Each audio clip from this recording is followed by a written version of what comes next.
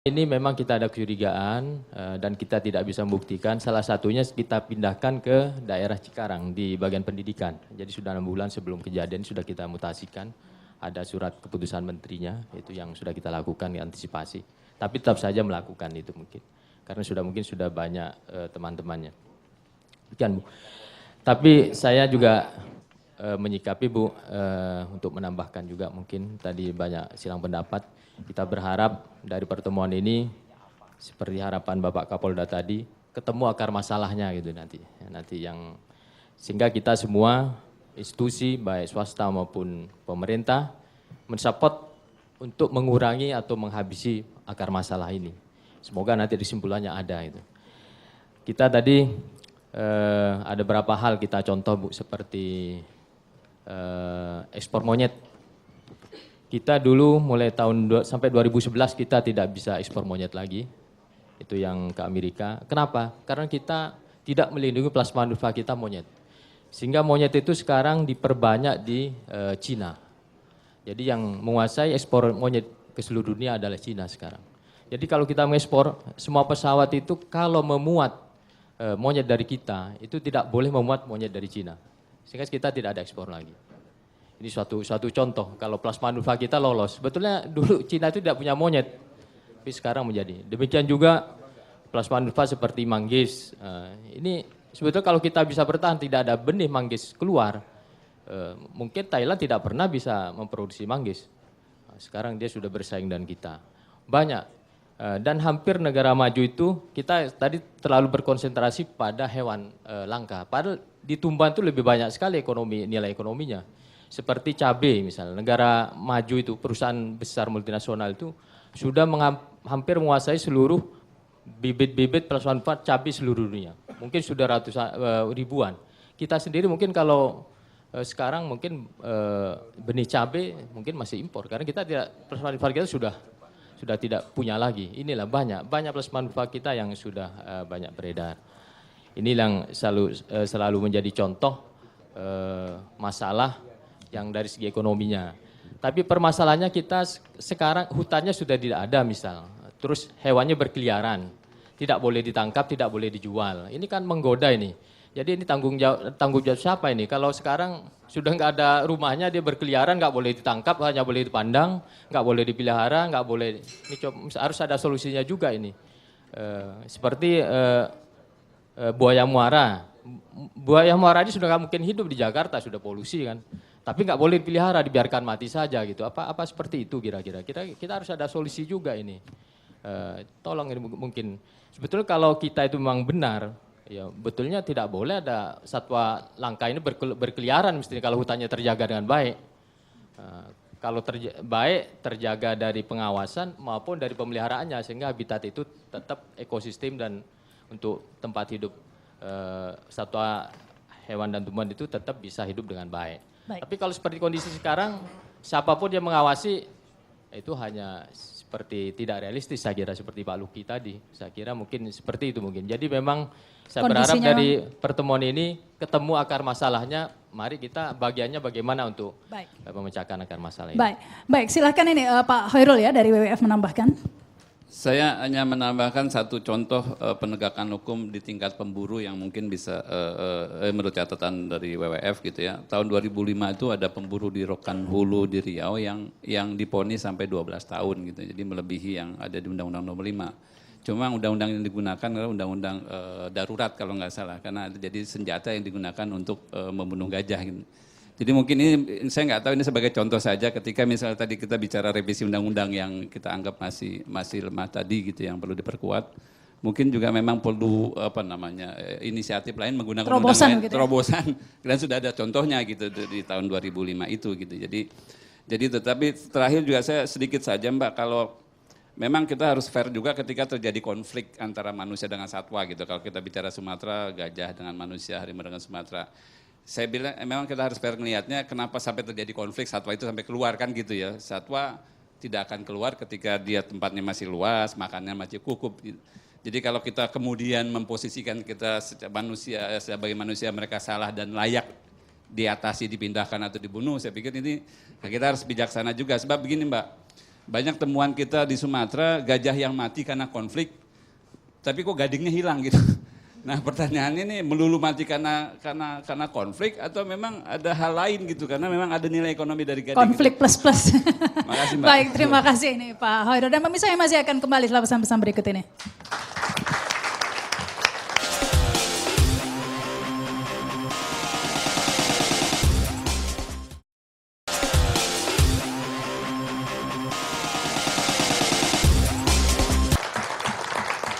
Anda kembali bersama kami dalam Cafe Break bersama Kapolda Metro Jaya. Kita sudah sampai di segmen terakhir. Sebelum kita ke Pak Kapolda ya, ini silakan ke Bu Evi dulu dari Kementerian Kehutanan ya Bu ya, silakan. Terima kasih. Saya Evi Herlina dari Kementerian Lingkungan Hidup dan Kehutanan. Dan saya juga apresiasi kepada Bapak Kapolda untuk menyelenggarakan acara ini. Yang pertama kami dari Kementerian Lingkungan Hidup dan Kehutanan juga telah melakukan penggagalan untuk perdagangan peredaran satwa. Dari kami mencatat bahwa dari tahun 2010 kita mempunyai 38 kasus, dari 2011 adalah 43 kasus, di 2012 kita 56 kasus, di 2013 52 kasus, dan tahun 2013 sebanyak 23 kasus. Terakhir adalah di 2014 kami mempunyai 23 kasus. Dengan demikian untuk artinya masa tahun dari 2005 sampai dengan 2009 kita mempunyai 100-an per tahun kasus untuk illegal trade, untuk perdagangan satwa yang dilindungi. Kami juga setuju bahwa memang untuk membiarkan satwa liar itu hidup di alam. Memang di dalam PP 8 menyatakan bahwa untuk pemeliharaan satwa yang dibolehkan oleh masyarakat adalah untuk jenis yang tidak dilindungi. Jadi untuk jenis yang dilindungi itu memang tidak diperbolehkan untuk dipelihara kecuali dari hasil penangkaran. Untuk satwa yang dilindungi memang kita telah beberapa telah melakukan penyitaan. Kalau memang yang pertama usaha dari Kementerian Kehutanan adalah melakukan kita usaha lepas liar ke alam dengan melakukan habituasi. Yang kedua itu kalau memang sulit untuk dilepas liarkan kita berikan kepada lembaga konservasi. Yang ketiga yang terakhir adalah kita sampaikan kepada penangkar yang legal bahwa kita mempunyai satwa yang memang tidak bisa dilepas liarkan ke alam. Itu memang di dalam PP di dalam peraturan Menteri Kehutanan nomor P19 tentang penangkaran itu dinyatakan seperti itu, bahwa kepada masyarakat pun kita akan melakukan ada usaha untuk memberikan sosialisasi kepada masyarakat untuk jenis-jenis yang dilindungi. Kita akan memberikan sosialisasi bahwa itu tidak dibolehkan untuk dilakukan pemeliharaan. Terkait dengan revisi Undang-Undang Nomor 5 itu sudah masuk di dalam Prolegnas tahun 2016 ini, kita sudah siap untuk maju ke DPR. Akan segera direvisi. Baik, sudah masuk prolegnas. Terima kasih ini Ibu Evi. Selanjutnya silakan, tadi mau menambahkan. Terima kasih, saya Winner dari International Animal Rescue Indonesia. Kami Pusat Rehabilitasi Satwa. Terima kasih dan apresiasi sekali kepada Bapak Kapolda dan jajarannya sehingga acara ini bisa mengumpulkan kita duduk di sini bersama-sama. Kami di Pusat Rehabilitasi juga menjadi lembaga konservasi yang menjadi tempat satwa-satwa dari sitaan maupun peliharaan yang diserahkan diserahkan di rehabilitasi di tempat kami. Kami ingin sedikit mencoba mengajak bahwa kenapa sih kita tidak, maaf ya Pak Luki, kita coba untuk melihat pemelihara, karena Undang-Undang Nomor 5 itu kan juga menyebutkan pemelihara satwa yang dilindungi bagiannya hidup atau mati, itu juga melanggar hukum. Kenapa kita selalu melihat ke penegakan hukum terhadap pedagang dan pemburu saja? Ini konteksnya untuk pemelihara satwa dilindungi, seperti itu. Karena apa? Dari kami yang kami lihat selama ini, hewan yang direhabilitasi di IAR itu banyak, itu kukang. Di kami sekitar 136 kukang hingga saat ini ada. Nah, itu efeknya kalau hewan sudah ada di tangan pemelihara, kalau direhabilitasi prosesnya mungkin tidak akan balik ke alam atau kecil kemungkinannya. Saya ingin melihatnya di sini. Pemelihara di area media sosial sekarang itu cenderung ingin pamer. Itu satu kecenderungannya. Kemudian dari pamer itu menjadi efek iklan bagi masyarakat yang konteksnya tahu ataupun tidak tahu, itu akan lihat dan akan pengen. Dua, dengan media sosial mereka membentuk jaringan komunitas. Dari komunitas itu menjadi efek bola salju. Pertama ada di sosial, kemudian gathering, akhirnya ada di lokasi lain. Nah, terima kasih sekali kita bisa sudah sangat menegakkan hukum untuk bandar atau atau pedagang. Tapi kapan kita bisa mulai melakukan penegakan hukum yang benar-benar menjadi sebab perdagangan itu terjadi gitu. Jadi kalau misalnya terkait dengan undang-undang yang akan direvisi ini, kan ada semacam sosialisasi undang-undang itu. Kemudian Mbak Awen juga tadi menyebutkan ada penyerahan sukarela, itu masih mungkin dilakukan. Itu batasnya sampai kapan?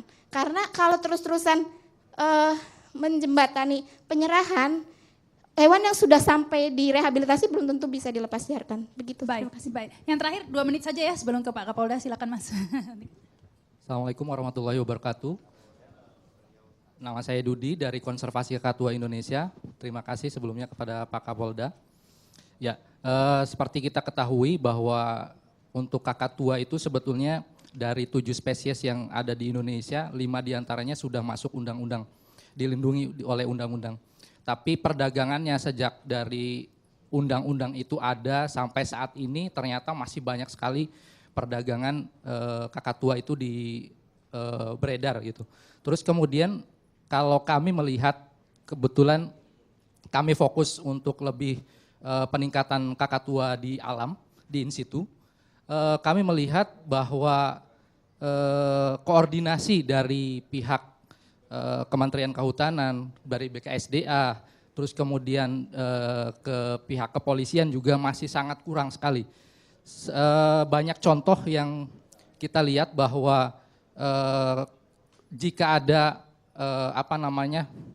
penangkap burung di hutan atau di lapangan, biasanya hanya sampai di pihak kepolisian di Polsek atau di Polres, burungnya saja yang hanya disita dan sedangkan pemburunya sendiri itu dilepas. Itu jadi koordinasi ini yang kami harapkan ke depan semakin kuat karena hal itu salah satu modal besar untuk menjadi benteng ya, koordinasi. Terus baik. Kemudian juga pihak dari KSDA yang ada di lapangan sebetulnya perlu ada pembinaan ke masyarakat, karena dengan pembinaan dan penyadartahuan kepada masyarakat di wilayah konservasi itu sangat besar sekali nilainya. Baik. Karena dengan itu bisa membentengi keluarnya satwa langka dari wilayah konservasi khususnya. Tapi terus kemudian juga ya waktunya sangat terbatas ya, mungkin langsung. Terima kasih. Wassalamualaikum warahmatullahi wabarakatuh. Silakan Pak Kapolda. Ya, terima kasih Mbak Rama, Bapak Ibu sekalian. Jadi saya kira dari diskusi kita hampir 2 jam ini cukup menarik. Tadi hampir semua pembicara, terutama dari eksternal, semua menyampaikan apresiasi kepada Kapolda. Saya bukan melihatnya itu sebagai sesuatu yang membanggakan bagi saya, tidak. Tapi saya melihatnya justru sepertinya isu inilah suatu isu yang ditelantarkan, neglected issue, yang membuat akhirnya begitu dikumpulkan seperti ini, kita berkumpul, semuanya merasa berterima kasih karena ini isu ini menjadi diangkat ke publik gitu. Nah oleh karena itu saya kira ini isu ini perlu untuk menjadi wake up call bagi kita semua, karena ini kalau melihat perkembangan penanganan satwa langka ini sudah memprihatinkan dan ini cenderung sudah mengarah kepada time bomb, bom waktu yang satu saat akan meledak dan kemudian satwa langka mungkin akan hilang, punah di tempat kita, merusak ekosistem dan kemudian akan berdampak yang sangat luar biasa untuk generasi kita ke depan. Saya melihat bahwa problema utamanya adalah 2 hal, yaitu adanya supply dan demand. Supply demandnya sangat tinggi karena mungkin satu untuk perdagangan, untuk keuangan, menguntungkan. Yang kedua juga karena gaya hidup mungkin. Gaya hidup budaya untuk memelihara binatang dianggap sebagai pet, tapi kemudian sebetulnya hawanya satwa yang langka yang harusnya dilindungi. Kita lihat juga di sisi lain supply relatif lancar. Karena apa? Karena inilah high profit, bisnis yang high profit, low risk. profitnya besar, resikonya kecil, ketangkapnya jarang, bahkan ada cenderung pembiaran. Main mata bisa diatur-atur kira-kira begitu. Resikonya ancaman hukumannya rendah juga. Nah ini akibatnya rate-nya ini makin meningkat. Satwa langka, perdagangan satwa langka ini. Untuk itu saya kira dari hasil diskusi kita paling tidak karena memang masalahnya supply dan demand, maka kita bagaimana untuk menekan demand dan kemudian juga menekan supply. Ini kita lakukan dengan langkah-langkah preventif maupun represif. Langkah-langkah preventif diantaranya yang paling utama itu adalah merubah budaya. Dan budaya ini tadi ada yang menyampaikan tadi KSDA, kalau saya kurang sependapat, justru harus dimulai dari awal, yaitu semenjak masa pendidikan. Pendidikan Kemendiknas semenjak usia dini sudah harus diajarkan kepada masyarakat, anak-anak untuk cinta kepada hewan, kepada lingkungan. Ya kita melihat bagi teman-teman yang sudah pernah di luar negeri, saya kira tahu bagaimana namanya tupai, squirrel, itu bebas dia makan di mana nggak takut dia naik di atas meja. Tapi di tempat kita ada tupai ditembak gitu, anak-anak kita. Kemudian kita lihat bagaimana di Canberra misalnya, burung kakak tua jambul kuning itu ada di mall, masuk di mall, makan segala macam, tempat kita ditangkap, dijual. Kapan kita bisa seperti itu?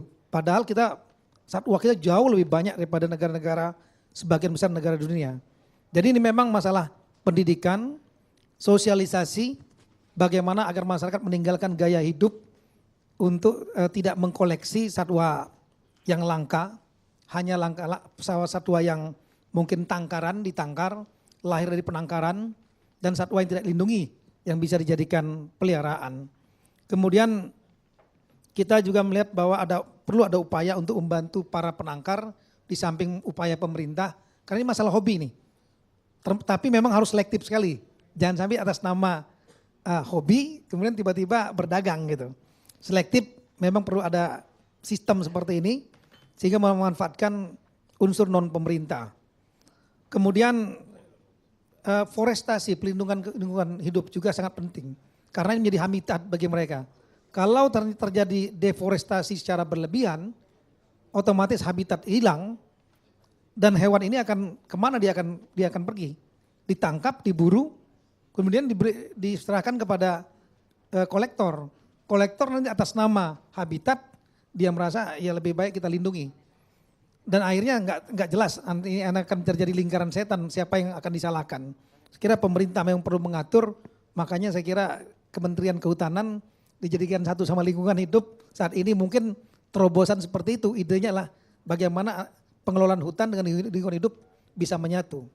Kemudian dalam bidang represif, penegakan hukum harus dilaksanakan dari hulu sampai dengan hilir, karena ini melibatkan jaringan mafia.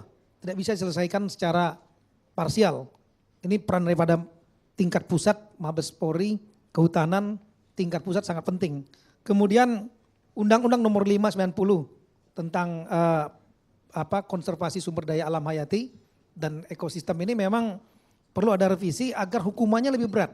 Jangan hanya 5 tahun 100 juta, tapi ancaman hukumannya lebih berat. Karena ini rate-nya sudah memprihatinkan. Kemudian memang dapat diterapkan undang-undang lain seperti Undang-Undang Darurat nomor 1251 ketika dia menggunakan senjata yang ilegal. Tapi kalau senjatanya legal, dia nggak bisa diterapkan undang-undang itu. Tapi poin penting di sini adalah penegak hukum jangan kehabisan akal hanya menerapkan Undang-Undang nomor 5/90, tapi juga menerapkan celah-celah hukum-hukum yang lain untuk dikenakan agar hukuman lebih jelas. Pada saat proses penyidikan lain-lain, barang bukti harus jelas. Jangan sampai nanti muter-muter, karena ini barang mahal gitu.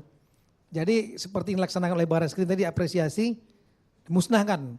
Sehingga memberikan kejelasan bahwa itu enggak dijualkan kembali.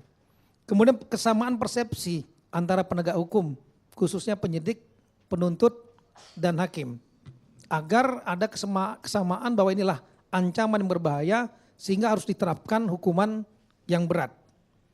Saya kira ini poin-poin penting ini Pak Rama. Saya sekali lagi terima kasih banyak atas masukannya. Mudah-mudahan acara ini akan membangunkan semua pihak, wake up call, karena tidak bisa dikerjakan oleh satu instansi. Harus lintas instansi, pemerintah, non pemerintah, dan semua elemen masyarakat. Terima kasih. Baik, terima kasih Pak Kapolda. Itu ajakan ya, pada kesempatan ini kita juga ingin sama-sama mengajak ya untuk peduli terhadap satwa langka. Silakan ini Ibu Novi. Terima kasih. Satwa liar Indonesia adalah bagian dari kekayaan alam hayati Indonesia yang berperan penting dalam menjaga kehidupan kita sebagai manusia dan menjadi bagian yang tidak terpisahkan sebagai dari identitas dan budaya kita sebagai bangsa Indonesia. Penegakan hukum memang menjadi ujung tombak dalam upaya kita melindungi satwa liar. Akan tetapi tanpa dukungan kita semua, penegakan hukum akan menjadi upaya yang tidak ada ujungnya. Oleh karena itu, mari kita bersama-sama membantu para penegak hukum melestarikan satwa liar Indonesia demi masa depan dan anak cucu kita. Save our wildlife. Baik, ini ajakan bersama ya bagi kita untuk meningkatkan kepedulian terhadap satwa Indonesia. Dan pemirsa, demikianlah Cafe Break bersama Kapolda Metro Jaya. Pastikan Anda mengikuti program kami setiap hari Jumat pukul 19:30 waktu Indonesia Barat. Saya Rahma Sarita, sampai jumpa. Terima kasih hadirin dan